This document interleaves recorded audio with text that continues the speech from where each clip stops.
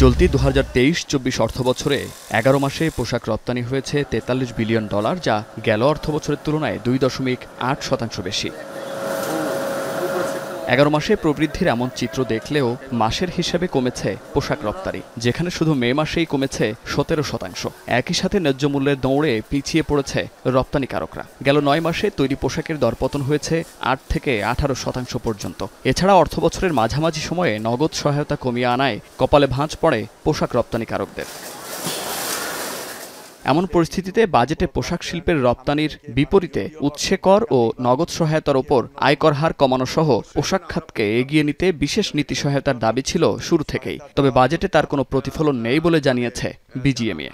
বৈদেশিক মুদ্রা আহরণের এই প্রধান খাতটির জন্য কিছু নীতি সহায়তা দেওয়ার প্রস্তাব দেওয়া হলেও বর্তমান কঠিন পরিস্থিতি মোকাবেলা করার জন্য আমাদের মূল প্রস্তাবগুলো প্রস্তাবিত বাজেটে প্রতিফলিত হয়নি।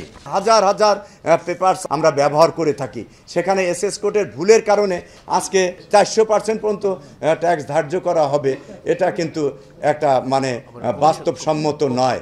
বস্ত্র ও পোশাক শিল্পের জন্য সহায়ক প্রস্তাবগুলোকে পোশাক মালিকরা সাধুবাদ জানালেও উৎসে কর 0.5% কমানোর দাবি না মানায় শিল্প যেমন বাধাগ্রস্ত হবে, তেমনি নতুন উদ্যোক্তা তৈরি হবে না বলে মনে করেন তারা।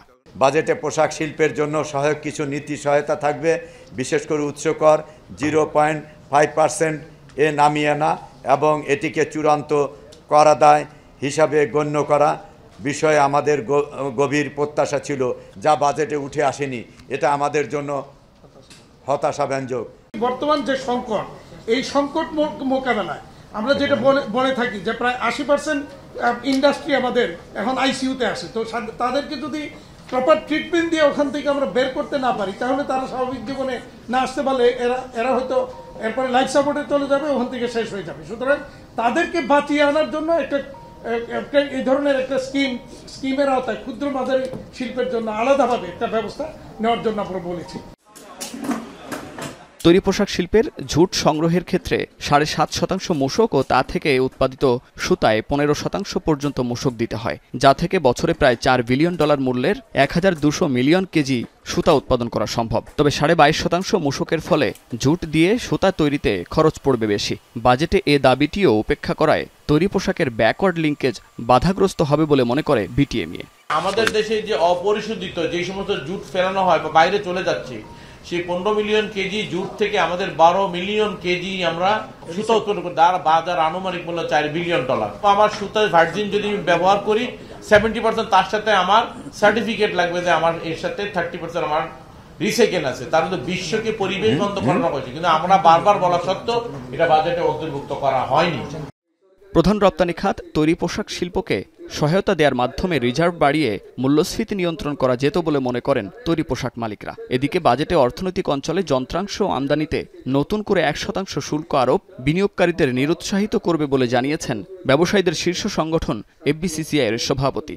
বিশেষ অঞ্চলে বিনিয়োগকারীরা নিরুৎসাহিত হবেন এবং বিদেশি বিনিয়োগকারীদের নিকট ভুল বার্তা যাবে। যে সুযোগটা দেওয়া হচ্ছে সেটা আপ টু আরও 5-10 বছর এটা থাক, অন্ততপক্ষে কিছু ইনভেস্টমেন্ট আসুক, কিছু ইন্ডাস্ট্রিয়ালাইজেশন হোক, এটাই আমাদের আর্গুমেন্ট।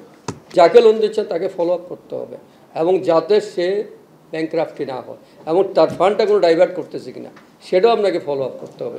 এইগুলি একটা মনিটরিং পলিসিতে আনতে হবে। মূল্যস্ফীতি বিবেচনায় ব্যক্তি শ্রেণীর আয়কর সীমা 4.5 লাখ করার বিষয়টি বাজেটে পুনর্বিবেচনার অনুরোধ জানিয়েছে সংগঠনটি। মুন্নাফ রশিদ, এখন, ঢাকা।